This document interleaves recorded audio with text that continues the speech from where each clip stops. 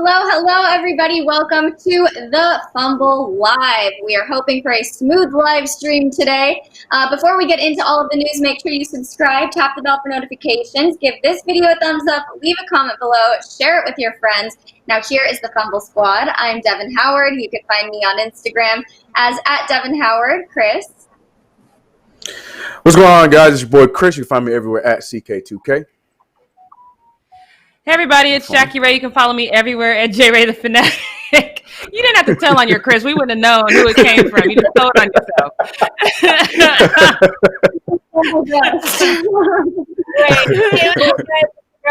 You can follow me on all social media. I am Britt Johnson. Happy Thursday.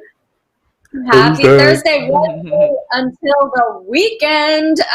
But we have a lot to get into today. Let's wait no time, you guys. Let's talk first about the Sixers. So they seem to be falling apart. They lost to the Celtics in Game 2, and in a post-game interview, Joel sort of seemed to take a shot at Brett Brown for failing to make defensive adjustments to stop Jason Tatum. So he said, quote, "Jason has been killing it. You have to find a way to get the ball out of his hands. They want me to stay back, but we've got to make adjustments. Something's got to change. It feels too easy." So it kind of seems like he's criticizing Brett Brown there. But some people also feel that they're relying too much on Joel to secure the win for the team. He scored 34 points, had 10 rebounds. He did what he could. It was not a bad game for him. But if Joel's playing at his best and it's still not enough to carry the team, then the Sixers aren't really in great shape, which we've kind of seen, throughout the bubble experience. Joel says that he knows he needs to do more. He needs to be more aggressive, but is that going to be enough? So, Jackie, I want to ask you first, what do you think the Sixers can do to be better and to make adjustments and to actually experience a little bit of success? They need to get Ben Simmons back. But it's, aside from that, because, Ben is great defensively as well, not just as a shooter, he's great defensively as well. And I had said that I wanted to really see a new Joel. And I think we saw that, he's definitely stepped up as much as he could, but defensively they were lacking. That game was it wasn't like fun to watch, defensively they were lacking. It wasn't like a good hard fought battle. I get what he's saying about Brett, because I didn't see the entire game, but I did see his post-game interview. And he said something to the effect of, well, yeah, if we were still living if the planet was still normal, then we would be going back to Philly right now. So the Celtics did what they were supposed to do. So he was basically saying, if things were normal, we would have been, in Boston right now and they would have beat us. And that's how life is supposed to go. And that answer to me was just ridiculous. And he said something at halftime too, something about, oh, well, we just have to keep our morale up. He just doesn't seem like, the Doc Rivers that's trying to say, hey, we got to fight. This is what we've seen. These are the adjustments we have to make. People are going to have to step up in different ways. He didn't say anything like that. He just seemed kind of lackluster to me. So I get that he needs to do something. You know what I mean? Like, you're missing a big, shooting element with Ben Simmons. You're missing a big defensive element with Ben Simmons out. But you just can't be like, oh, we have to keep up morale. And, if it was normal, they would, you just have to be a different type of coach. So I don't know what he needs to do. And somebody's going to need to be that diamond in the rough that breaks out and add some assistance to Joel, because I don't think it's fair to just put it all on his shoulders. Yeah, and that's a great segue into my question for you, Britt. Brett Brown always refers to Joel as his crown jewel. Is there any situation in which Joel really can be the person to carry the team, or does he just not have enough support surrounding him? The problem is that Brett Brown hasn't figured out what to do with everybody else on the team. Al Horford's sister, Anna Horford, actually posted, and she was like, I think we should let Brad Stevens run a few of these plays and do some things, because Al Horford, we remember, played with the Celtics for the last 3 years before he joined the Sixers this year. He got moved to sixth man for the first time in his whole entire career, and they haven't really figured out how to utilize him as a player amongst other people. So really, I think they've gotten what they can get out of Joel, but it's figuring out how to facilitate the rest of the guys on the court, and Brett Brown hasn't been able to do that. Mark my words, next week he is not going to have a job anymore. Elton Brand is going to fire him. Yeah, as he should. You're Chris, Chris, let's hear from you. Do you also agree that Brett Brown is to blame here? He's just not doing his job well enough? Oh, 100%, 1,000%, 1,000,000,000%, true 2,000,000,000,000%. I'm so over this. I'm so glad that, and nothing against the person, but as a coach, we talk about all the time. This man has gotten so many passes in his entire career. If you pull up his win-loss record, it is awful. I don't care if you want to talk to me, oh, but what about the process? They were trying to get that. And look, that's fine. But they got to a point where they were supposed to be winning games when all those pieces were getting healthy, and he still barely knew what to do with those pieces. Now, I've been very positive with the Sixers these last few weeks, and they bit me in the ass every single time. I said, Ben Simmons going to hit some threes. He said, nah, son, I'm going to go hurt my knee. I'm going to sit out for a little bit. I said, you know what? The Sixers might win one game in this series. Joel Embiid did his part, but they ended up getting blown out anyways against the Celtics. So I am done giving any passes to that organization. I was on record being very upset with the team for not getting rid of Brett Brown earlier when they had the opportunity to have Monty Williams for themselves when he was in their building as their assistant coach, ready to get the head coaching job. All they had to do was just realize Brett Brown is not a winning playoff. He's not a winning coach. He did what he had to do with development, but he's got to go with a better coach. They let him walk. He went to Phoenix. What did Phoenix do this year? They had one of their better years, even before the bubble, than they've had in a long time with close to the same team that they've had for many years. So, yeah, Brett Brown got to go. I'm putting all this on Brett Brown. I'm with Brett on this one. After they get swept, I'm taking away my gentleman's sweep. After they get swept, Brett Brown going to be Welcome I'm to sick the of the party, Sixers. I'm done. Chris. I'm done with it. Yeah, swept. I'm done. He said it at the beginning, for the record. Yep. Okay. Was it clear enough? I'm mad at the Sixers because of that. I gave them so many chances. Not F them. No, yeah. Sweat. Get my broom. Where my broom at? I'm done. I'm so done with them. Chris is officially on the bandwagon singing an entirely different tune. You have been so optimistic about Ben Simmons, about this whole time, and now, I mean, to hear it from you, Chris, if you're feeling this disappointed, you know that something's really gone wrong because you've been defending them from day one here. like a fool, like a damn fool. No, because it's okay to be optimistic. It's good to be optimistic. We need people like you in this world. So there's a difference between optimism and just stupidity, Chris, and I think it's a little bit too much stupidity. Wow. Your face is classic. It was the blank stare. Wow. I was look. Maybe he froze for a second. That's what I thought. No, I couldn't believe it. That was great. Whatever. Yeah. To be honest with you, Brent, I'm gonna take that 100%. You're right. I was stupid for believing in that stupid team. I don't know what I was thinking. You're right. No, she's right. She's 100% correct. That's my bad. All right. Well, let's get into the next. Asking for it with the Sixers. The Knicks You're right. team seems to all the passes, but the Sixers, you were just asking for it there. Like a damn fool. Yeah. No, she's right. She's 100% correct. I deserve that L. Chris has been humbled. Okay, let's get into the next update, you guys. So the 2020 draft lottery is here, and 14 teams' futures hang in the balance of ping pong balls tonight. So it'll be held virtually starting at 8:30 p.m. Eastern time. This is going to be the second lottery since the NBA flattened the odds at 14% for the three worst records, which brought a lot of uncertainty at the top of the draft order.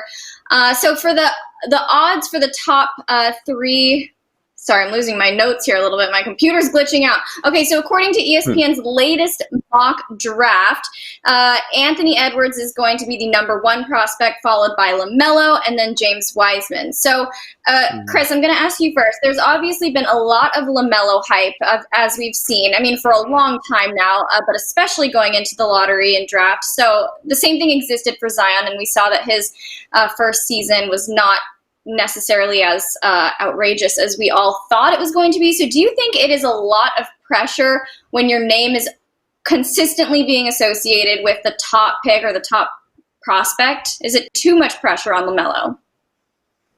No, I don't think so. I think those dudes are so numb to all this by now with what their dad's been, with how he's been pushing them into that limelight. I feel like they're so numb to all that stuff. I'm sure he's probably just ready for it to be over and know what team he's going to. I'm a believer that none of that pressure stuff, especially like Lonzo said it. I know probably bad example because I know Jackie's face like Lonzo, but like I said, like it's basketball. Like I don't know what pressure there is to worry about. Maybe when he comes to the Knicks, you hear me say when. Then we could talk about pressure because he ain't just dealing with being on a basketball team. He's dealing with being on a basketball team in New York. But, I mean, other than that, like I don't think there's any real pressure. And even Zion, like, as much as we've been, critical on Zion this entire season and this and that, he did have a good rookie year. It's just the injuries and stuff like that. So, I mean, pressure, I'm not really worried about pressure for any of these rookies or top name players. And that's the thing too, like even LaMelo, I gotta say this. With LaMelo, even though we have been talking about him for years and years and years, the thing is we were talking about him for the highlights. A lot of what Britt said yesterday in her Britt's take, we were talking about like the highlights and the excitement around LaMelo Ball. But when anybody was asked when LaMelo Ball came to this draft, where he'd be drafted, we had idiots saying second round, late first round, undrafted, and stuff like that. So I think this year has probably been the first time he's been getting the actual shine that he deserved, and he showed it over in Australia. So I think there's not much pressure over there for LaMelo Ball. He's going to play ball when he plays ball. Mm-hmm. Well, Jackie, I wanted to ask you that same question. Do you think that he's almost set up for failure because he's always been associated with a top 3 draft pick, or do you think that he's just fine with it? There's no pressure at all.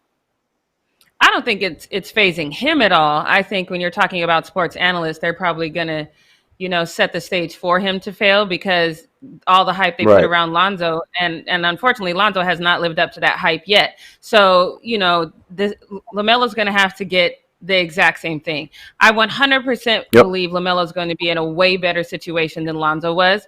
There was too much hype around Lonzo. I've said it before. I'm going to say it again. Lonzo could have benefited from another year in college because there were some fundamentals that I just felt he was lacking on. But at the same time, you come to LA, that's just, the lights just shine way too brightly here. You're expected to literally turn around a franchise that had been failing for a long time.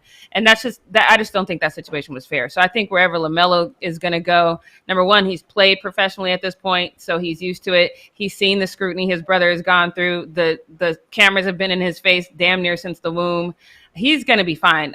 He'll shine under the pressure because he's not going to really feel the pressure. It's just going to be another day for him. But I do think the media is going to set it up. So once we get to my Brits takes, you'll understand why I don't really believe who. I don't think I have a for sure that it's Anthony or James Wiseman or LaMelo. I don't have a pick for my number 1 overall. Like this year, I don't think we're going to have that moment because I personally don't think that there's one guy that like Zion was last year, where this is a clear cut. This is where this guy's going to be the number 1 pick. And now tonight we're going to find out where he's going to go. I don't think it's going to be that. So when I get to my Brits take today, to kind of like tell you guys and explain why this draft year is going to be so different than it looked last year. Oh, Wiseman, yeah. Yeah.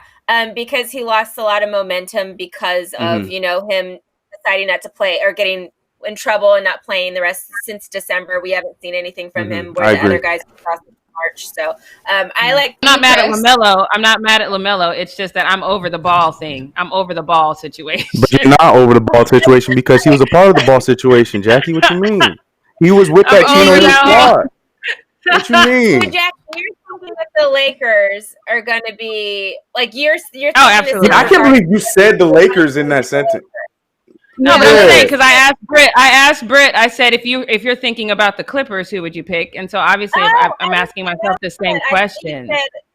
Who I thought should be the number 1 overall pick. Look, nah.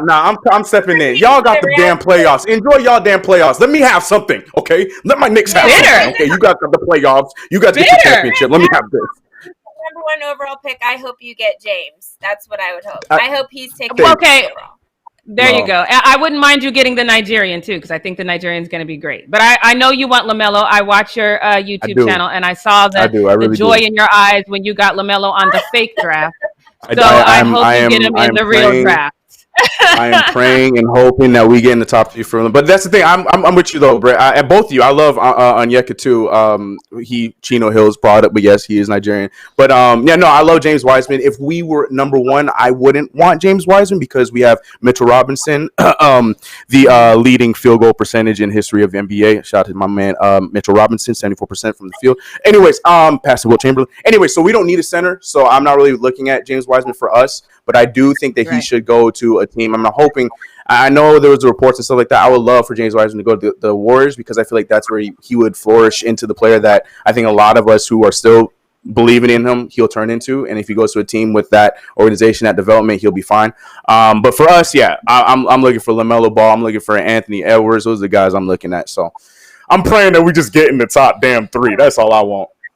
I just feel like we need to be live. We need to be on Instagram live when the Knicks get whatever pick they get. Like the world needs to see your face, Chris, when this happens. I'm gonna be live. You should go to CK2K. He'll be there. I'm gonna be live and ready to go. I'm all we live. We gonna be live. We'll see the clips. All right, you guys. Well, that's all happening tonight. So yeah, if you want to see Chris's reaction, just tune in to CK2K. Stay tuned. Stay tuned. And now, Chris, can you take us into the post up? Yes, it's time for post up with your boy Chris, quarantine edition. Yeah, I'm excited. Today is a very scary and exciting day, so I'm excited for what happens tonight. But let's talk about what happened yesterday because I'm not done with this stupid team. All right, now I know I went off earlier, but I'm not done with them because this first moment is coming from the stupid Philadelphia 76ers.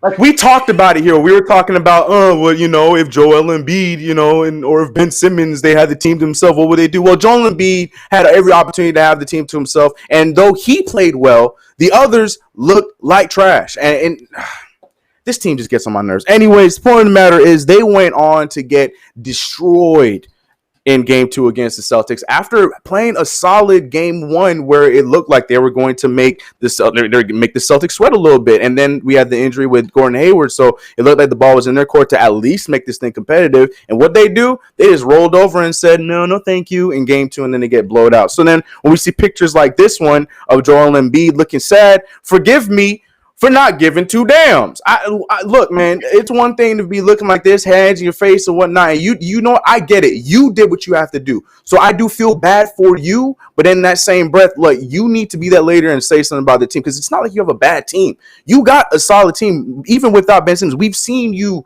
thrive with this team without Ben Simmons this season. So I feel for you because, you are a good player. You deserve better, but I don't in that same breath because oh my gosh. So yeah, I'm ready for the broom. I'm taking off my bow tie. There's no gentleman, nothing. Bow ties off. Take out the broom. We just doing a regular sweep. I'm so tired of them. So Joel Embiid, I'm sorry, bro, but hopefully you get a new coach and we'll see what happens next season. Pack it up, start it over. But from the 76ers to an ex-76er who is actually in a better situation. Sorry, Britt Johnson. But we're talking about Boban Marjanovic, who is now with the Dallas Mavericks, who had a pretty damn good game in the Mavericks win yesterday against the Clippers. That was a good overall game.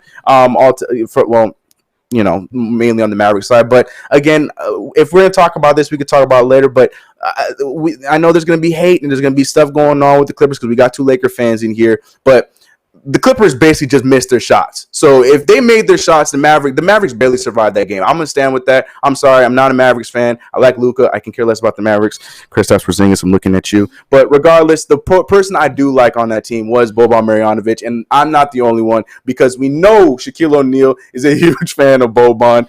You rang. That's right. Every single time Boban does anything on the court, Big Diesel has something to say inside the NBA, and he finally got Boban on the show. This is Boban's first time, so he was a little nervous, but he handled himself really well, and the interaction between Shaq and Boban was hilarious. So here's that video. Go. I gotta hear it. You rang. You rang. Yeah. I love you, Boban. I love you, Boban. Thank you, brother. Yeah. Oh, thank you so much. And thank you guys because choose me and not Luka. First time. Okay. There you go. Boban's the best. Like, you can't not like Boban. He's the best. He's the absolute best.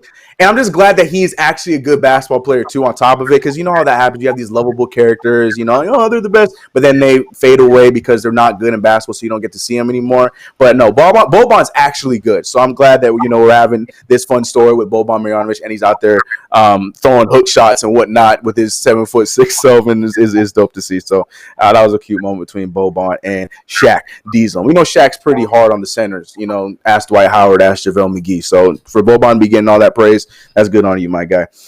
Next up, we got the Raptors, Kyle Lowry and the Raptors, who, let me say, like, y'all barely won that game with the skin of y'all teeth. I understand y'all had a good fourth quarter. I'm going to give you that. But when I kept tuning back, because I could not watch the game. I can't watch NBA TV games. I don't know if that's just me, but it's the Nets first off, and then being broadcast on NBA TV. To me, NBA TV games are just so boring. I don't know what it is about the broadcasting over there. I don't know. So I have a hard time watching games on NBA TV. That's Chris's facts for you guys. I don't know. But I kept going back and forth because I want to see if the Raptors are going to win. I kept going back, and I'm seeing that the Nets are in the game. They're leading the game. They're up by 5. They up by 6 at this point. Now they up by 10. I'm like, what the hell is going on? Okay, Brooklyn, all right. I don't like you, but at the same time, I respect it. Go ahead. You got nobody doing all this work. But the Raptors did ultimately win the game, which made Kyle Lowry very excited, and he was so hyped up that after the game in the locker room, he gave they compete. And he gave that dude the biggest smack. And does he even know that guy? Because he was not ready. I would hope so. I hope he's part of the staff, the Raptors staff. But man, he wow. Like, imagine if he didn't move. That was a good. But he just kept going to this guy. Give this guy an award. Like, he did not let it phase him. Either this is something that Kyle Lowry does a lot, but or whatever. But my man, it was not phased. He's like, getting the equipment ready. I don't care. We ain't got time. Game's over. We gotta get stuff ready. We gotta get on the buses. We gotta move. That Kyle Lowry. Yes, Kyle Lowry. Let's keep it going. But that is hilarious. Kyle Lowry. He's a character in the league too. He had a good game. But yeah, so Raptors up 2-0 against Nets. Again, my broom is still ready. I'm ready for that one to be a scrap.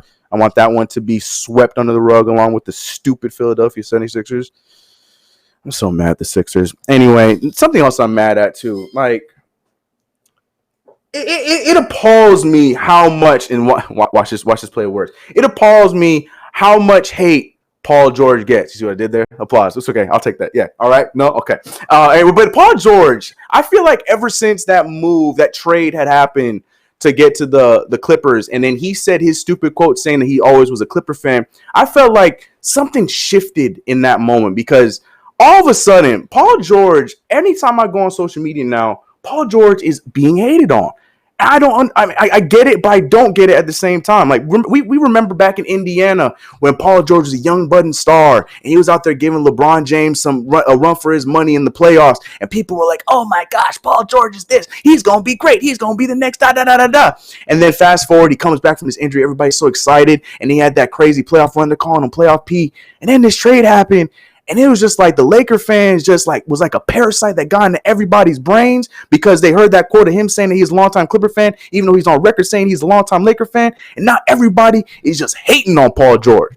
That being said, he kind of deserved this one, but it was still, to me, it's just a bit extra. Now, after the game yesterday, like I said, the Clippers lost the game, but it was because they were not hitting any of their damn shots. And Paul George was the leader of the pack who was not on at all in the game. But people were giving this man all kinds of hate and trolling because he had ice on his surgically repaired shoulder. Let's not forget that part. His surgically repaired shoulder. But people were like, what you icing that shoulder for? You ain't hitting no damn shots in that game. You don't need to ice nothing. Blah, blah, blah, blah. Trolls on trolling on trolling. So I need to talk to my resident Clipper fan before I hear anything from you, Devin and Jackie. Britt, talk to me. Are you as upset with Paul George because of the lackluster game he had yesterday? Does he deserve the trolling, or do you think it was just an off night and you forgive him, move on to game 3?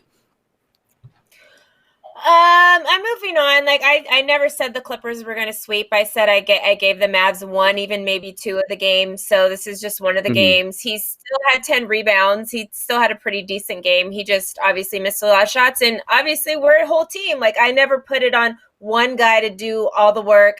Kawhi had I think 35 points or something. Other guys are supposed to step up. We are supposed to have the deepest bench in the league, so those guys are the ones that need to step up. So I'm not putting everything on Paul George because game one he was amazing in game one. He played offense and defense so well. He was all over the court, and he was amazing in game one. So no, I'm not putting anything on him. Ice your shoulder, boo. I'll see you on Saturday. Okay, and then I gotta come to you, Jackie, because you felt the type of way yesterday when people were coming at your boy LeBron James. The memes were flowing, all kinds of stuff. We were hearing stupidity from people saying, which this math doesn't make sense to me, but they're like, if you turn some of those assists into your own points, maybe we would have won the game. But I'm like, nope, it would have still equaled the same amount of points. But it's okay. We know these Twitter trolls don't know how to do math. But we were hearing all kinds of hate, from LeBron James yesterday. But now we're talking about the Clippers, a team that you like to take a few shots at. So with everything going on with Paul George, do you think that he deserves the hate that he is getting, or the trolling that he's getting from that picture with him icing after the kind of game that he had yesterday? How you feeling about this one? I mean, no, not even a little bit. I don't think he deserves it. Yeah, and that's the thing. Fans suck. They really just do. The man can't have, and he still didn't play a horrible game. I was pissed off at the hate that LeBron was getting because people can't listen. I know reading is fundamental, but hearing is fundamental too. So they just making stuff up, and he didn't say that, and they were just reaching for the shade. And I think they reaching for the shade on this one too. Like you said, the man has had surgery on it. This is not a game where he doesn't have to use his body. And so if he's a little sore, ice up. But yeah, the fans suck on this one. Let that man have a slightly off game. That's the thing. It was just slightly off. So he definitely doesn't deserve the trolling at all. Wow. Yeah. Okay. Not what you expected. Wow. I mean, I love the game. You know what I mean? So I can admit when somebody is getting trolled unnecessarily. This is unnecessary. Danny Green on the other hand. Player, so I wasn't sure. Right. See, but you go on your own players, which I respect. That's what you got to do. Danny Green, ignorant to the situation with your own team. Yeah, Paul George. Right, Becky, you let him have this moment with that ice. And I'm look, because if it was me, I wouldn't have been out there with that ice. I'd have been like, I'll tweet you from my hotel room. I can't. I don't want to, because I already know. I'll answer them. I'll tweet back. Yeah, Bleacher Report knew what they did because they literally posted that same picture with the caption just saying Paul George icing his shoulder after the game, period. They knew what they did. They were just lighting the fire he's icing his shoulder after that game. Like, they knew what they were doing. Oh, wow. Okay. I'm pleasantly surprised. And on that note, I'm going to take that. I'm going to move on. Now, this one, on the other hand, Hassan Whiteside, he's a funny dude we've showed a few videos of him here on Post Up. He's a funny dude off the court. We get that. But look, when he says things like he said here yesterday, sometimes I feel like he got to be a bit slow. You know what I mean? Because he, for whatever reason, now I know it was his old teammate, but he was hitting up, calling, texting Tyler Johnson, who apparently is his boy. But he had no idea that Tyler Johnson was playing basketball still, because he turned on the TV to find out that Tyler Johnson was in the middle of a game. He is on the Brooklyn Nets, and he was playing against the said Raptors like I talked about yesterday, and Tyler Johnson was playing pretty solid. And for whatever reason, Hassan Whiteside just didn't know he was playing basketball. So here's my question for you before we show you this video. Hey, is he really your friend? Are you fake because you guys were in the bubble this whole time? Were you not hanging out? Or did you just not know that the Nets played today? I'm hoping it's that second one, Hassan. But by the way he talks about this when he catches him on TV, it made me think a little bit. So here's Hassan Whiteside catching the game. Man, I turned on the TV. I was wondering why Tyler Johnson didn't answer my phone call. He playing. That's crazy. So yeah, I'm hoping that he just didn't know that the Nets had a game today, okay? And because in my head I got this image of Hassan Whiteside calling Tyler Johnson like every day, like, yo, what's good, homie? Man, this bubble life is crazy, man. I don't know what you're doing with your summer, but man, I'm stuck in this bubble. We got the Lakers in the playoffs. So what you been up to, man? What you doing? Like, I feel like that's how he's been talking to him in the bubble, not knowing that Tyler Johnson probably across from him in a different hotel room. I don't know, but hopefully he just didn't know the schedule, and I'm gonna give you credit. Yes, Brett. I feel like you are purposely trying to do some little shade towards me here, because Tyler Johnson and Paul George both went to Fresno State. Yikes. So you Like, he did go to Fresno. Baskets, whatever. Oh, didn't even know Tyler Johnson's in the league. Like, what are you doing to me, Chris? But I gave Tyler Johnson credit. He had a good game. I was going more at Hassan Whiteside and Tyler Johnson. Oh man, she's gone. She got me. Get her off the screen. Shane is like, I don't even know you're doing it, and you're just kind of saying it on the creep. You're like, showing these things for an act like whatever, but you're saying what you're saying without saying it. I don't know. I have no idea what you're talking about, Brett. That is not close to the truth. I don't know what you're saying. Anyways, moving on. Earlier, you're getting me back. I get it, Chris. I get it. Yes. Yeah. I did not forget. Anyways, moving on to this next one. Michael Conley is back in the bubble, even though after game 2, the Jazz were able to do the job without him. But Michael Conley is back in the bubble. For those who may not know, he left the bubble to go be with his wifey, to go and see his child be born. Everything is good. He is back in the bubble now, but meaning because he left, he has to quarantine for a little bit. And while the Jazz were on the team bus, I don't know if it was after shoot around or whatever, none other than Mr. Security Cam, I don't know what we're going to call him, but I feel like he's behind all of these like spottings in the bubble. But Donovan Mitchell made another spotting once again where he just so happened to find Michael Conley's room, where Michael Conley was just looking from his he was the literal Squidward meme, looking outside while all his friends are having fun while he's stuck quarantining. So here's that video. Mike. Yeah, MC. It's Mike. Everybody, it's Mike. Michael? It's all right, Mike. Michael? You'll be out soon, man. We'll see you soon, Mike. Look at him. Oh my goodness! It's just funny how they caught him on that. It might have been I don't know, but it was funny how they caught him in that moment. Yes, he is quarantined for a little bit because he just got back in the bubble. But yeah, they gotta be safe, Mike. But hey, at least the team did the job. Series is tied 1-1, and yeah, so moving on. Now Sabrina, it still hurts me. Sabrina. For those who may or may not know, she rolled. Man, I won't even say rolled. She rolled her entire leg, in my opinion. That was such a high ankle sprain in her third game in the WNBA. So she has been out for some time now, and she's out rehabbing. But she took some time off of her rehab yesterday for this adorable moment where she was hanging out with her second family, the Bryants. She made it to the Bryants household for movie night. She was hanging out with Vanessa. She was hanging out with Talia. So she was there with the whole entire family. It was an adorable moment. Saw this, I was like, oh, it was precious. So yeah, Sabrina, I'm glad. I want you to come back, but man, this moment, hit the feeling strings a little bit. But yeah, so that was a cute moment.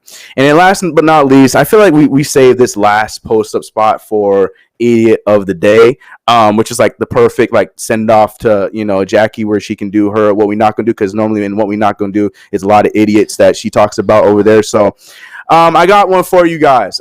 Is this dude, okay? Now, for my baseball fans out there, you guys probably are well aware of what happened with Cincinnati Reds announcer Tom Brennaman. The only reason why I remember his last name is because it's just one of my favorite movies. So I was like, oh, there's a real life Brennaman. This is great.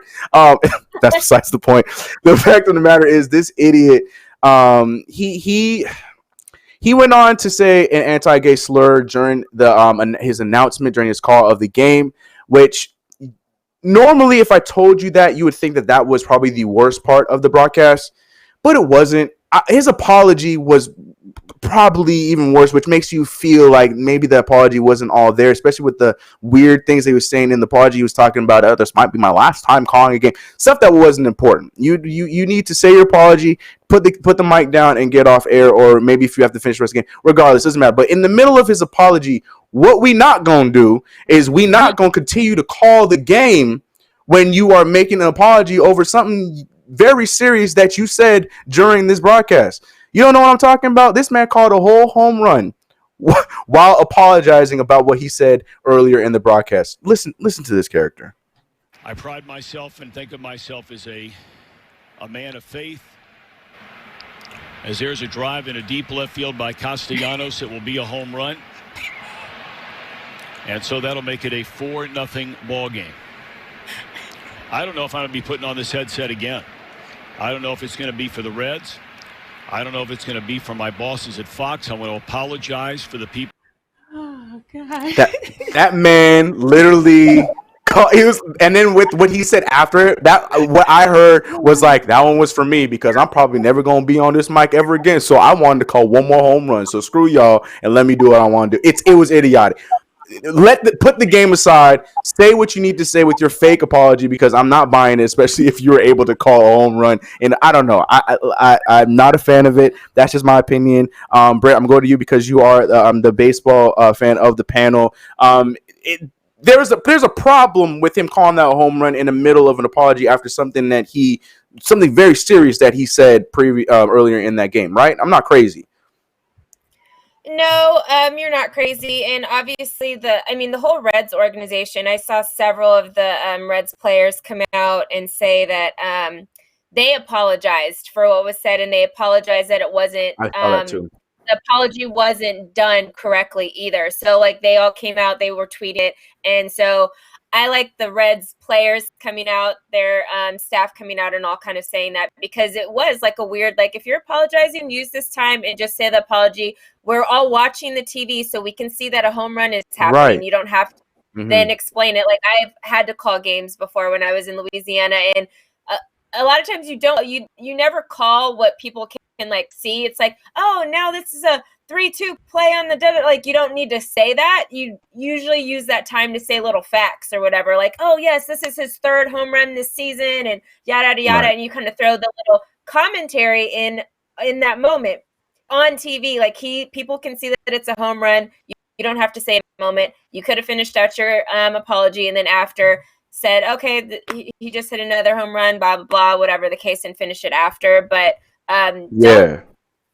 In the middle of your apology, don't like leave your apology to then go say that. But shout out to all the Reds players that came out and tweeted about it and apologized for the lack of the apology in that situation. Just that sentence is crazy. That's insane. Anyways, well, all right, Tom Brennaman, there you go. You got your moment of shame, in my opinion. But that's it for me on Post Up. It didn't seem that weird to me. I know I'm gonna sound like odd person out. It didn't seem that weird to me. It was funny to me, but it didn't seem. And I think the only reason that it doesn't seem weird to me is because here in LA, I think we have a radio team. Like if you can't watch the game for whatever reason, like if you're stuck at work and you're listening to it on the radio, there's a radio team. Like when you're listening to the football games, that's entirely different from what we see on TV. But for the longest time, it might be different now because I don't live in Denver anymore. But for the longest time, if you were listening to the Rockies game, like whoever was calling the game on TV is what you would also hear on the radio. So in my head, I'm thinking, okay, he just knows that somebody somewhere doesn't want to hear this apology. They want to know what's going on with the game. And to your point, Chris, if he thought he was going to get fired, let me just go ahead and get this one little call out real quick, So to me, it didn't seem weird. It legit seemed like he knew somebody somewhere was listening to the game and he made a mistake and he wanted to make sure he delivered the information. But I don't know how that specific organization is. I don't know if they're like we are here where there's two different teams. Yeah, I don't know. So if it's like it is in Denver where whoever's calling it on TV is also what you hear on the radio, didn't seem that weird to me. But I don't know how that is over there. Well, I hope for your sake that is what it was. I don't know, man.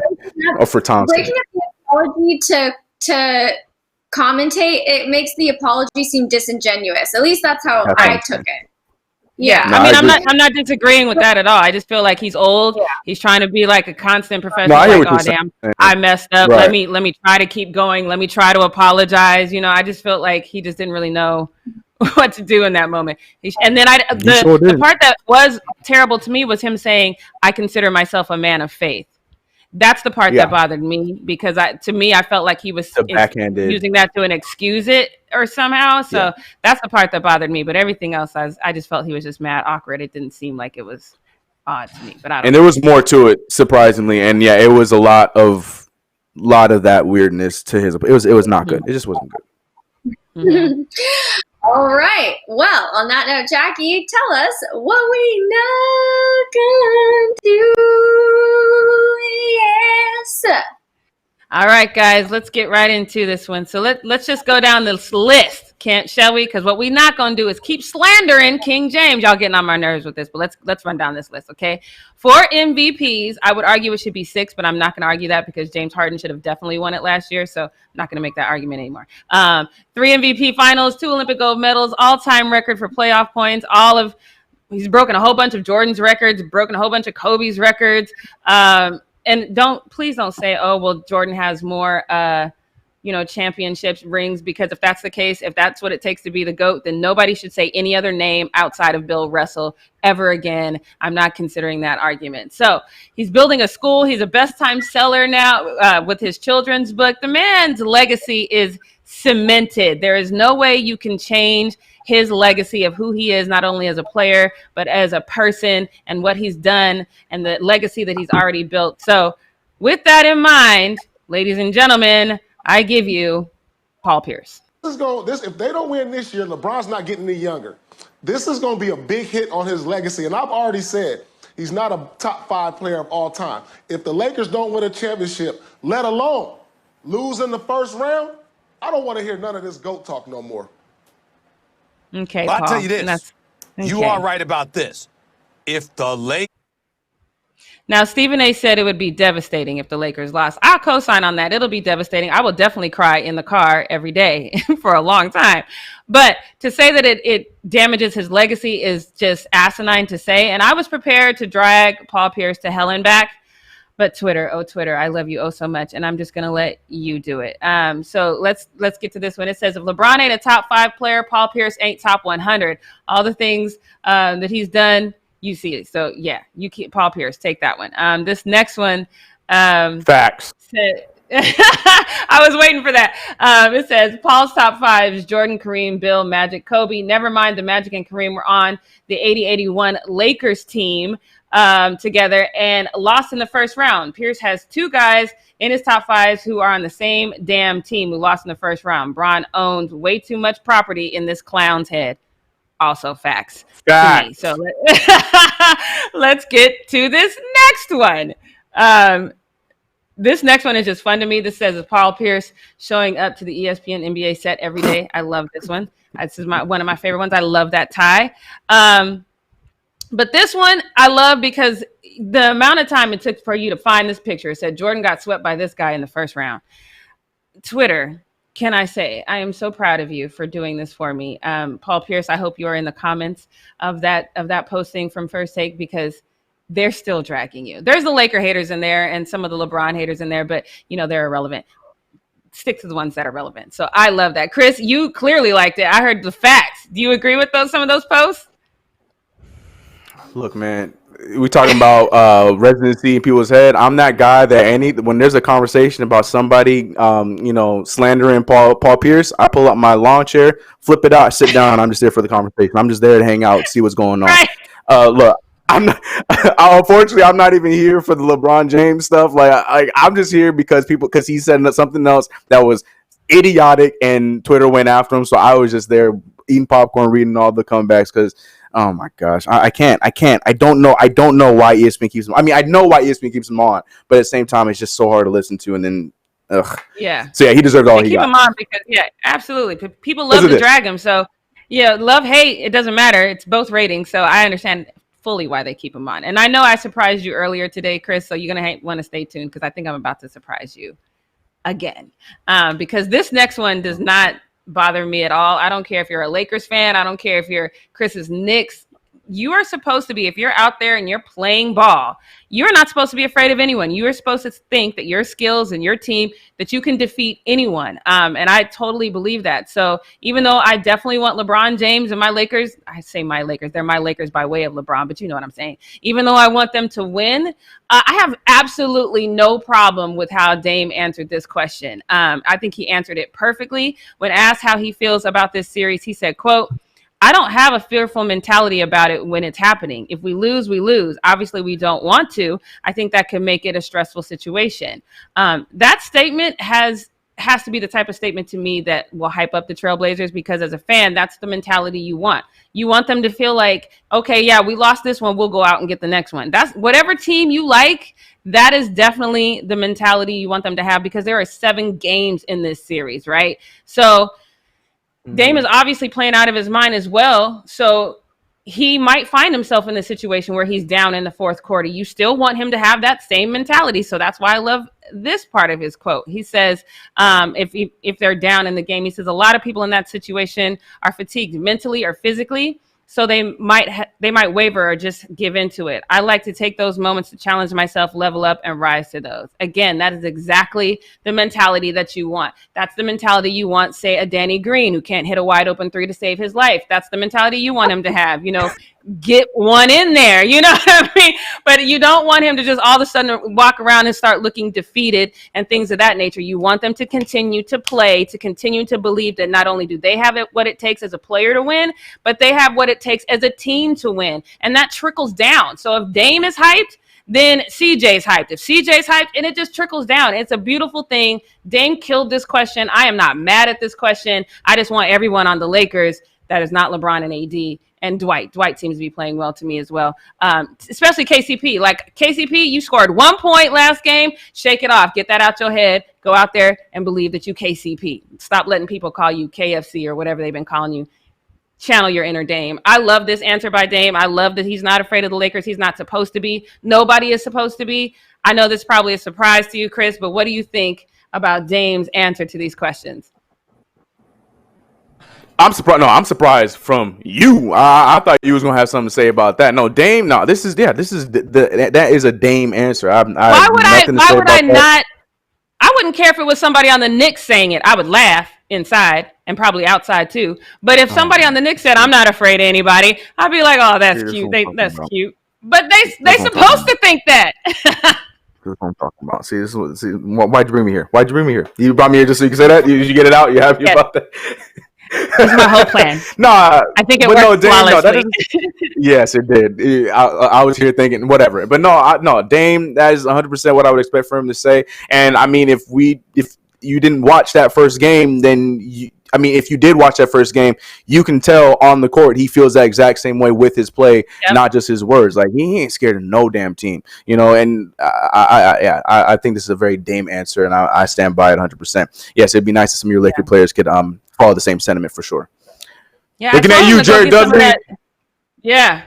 But hey, look, can you put Deion Waiters out there? Because he seems to be ready to score, just throwing it out there, asking for a friend. Y'all go buy some of that $20 coffee from is it Jimmy's selling the $20 coffee, ain't he? Go buy some of that $20 coffee, get some energy tonight, because my nerves is bad. But that's all I got for what we not gonna do, because what we not gonna do, Lakers, is lose and make me come on this show tomorrow and deal with Britt. So I'm just throwing it out there. Lakers, please get it together. That's all I got.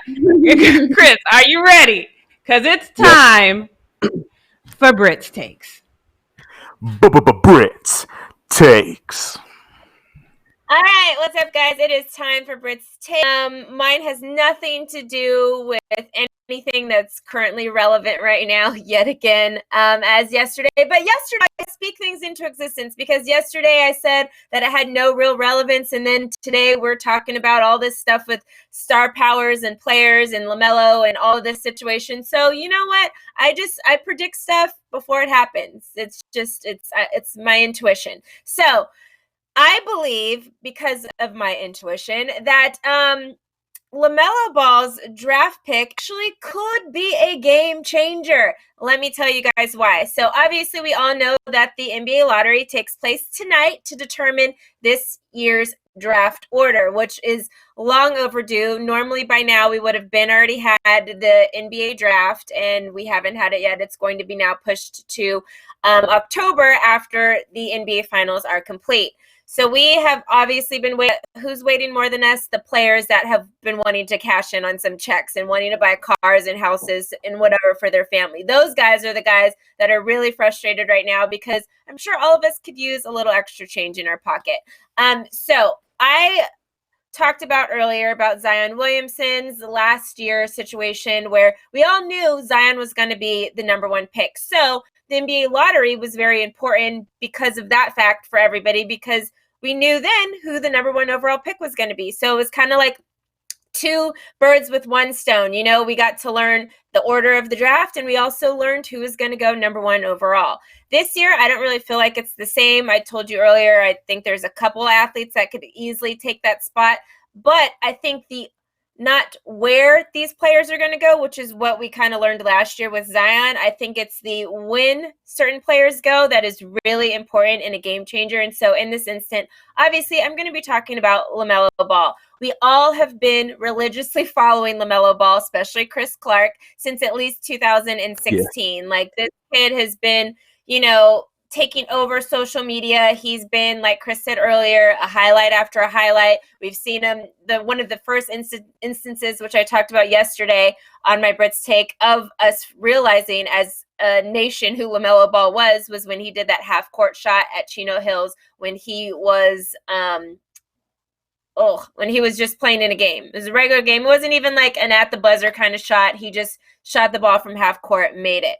That was a highlight. And then from there, the whole entire family kind of just took off. And since then, we've all been really invested in LaMelo Ball. And we've all seen the trials and tribulations that he's had to go through with, playing, going to school in Ohio and then having to then leave there or playing in Lithuania after or before that, and then playing in Ohio and for his senior year. And then, is he eligible to play at NCAA? Is he not? Oh, now he's not eligible, even though he didn't take any money when he was in Lithuania, yada, yada, yada, all this kind of stuff. Then we watch him play overseas and whatever the case. So we are all like exhausted. We have all felt like he's kind of our own children raising LaMelo and like, come on, we need to fight for him and we need this and that or the third. Or you completely hate him. Whatever it is, everybody's still been watching to a point where he now has 5.5 million followers on social media. The moment that this is going to happen in October is going to be so important, and the reason why I said it's going to be a game changer is because of the shift we are starting to see with these young athletes. Not just what I was talking about yesterday about social media athletes kind of taking the forefront and getting scouts' attention, but in athletes taking the road less traveled like LaMelo did. What do I mean here? I am talking about the overseas ball that before we saw very few athletes do. Brandon Jennings was probably one of the biggest athletes I had known for a while that decided to go overseas and not play in college. And really, there wasn't a lot of star players that we saw play overseas instead of going to their one and done in college. And then obviously now we've been talking about the G League, and we've been talking about Mikey Williams and his aspirations to possibly go to a HBCU. So we have all of those situations now, but we don't have the end product of what that is. We're telling these athletes, hey, there's other options. You can do G League, you can do this, that, and the third.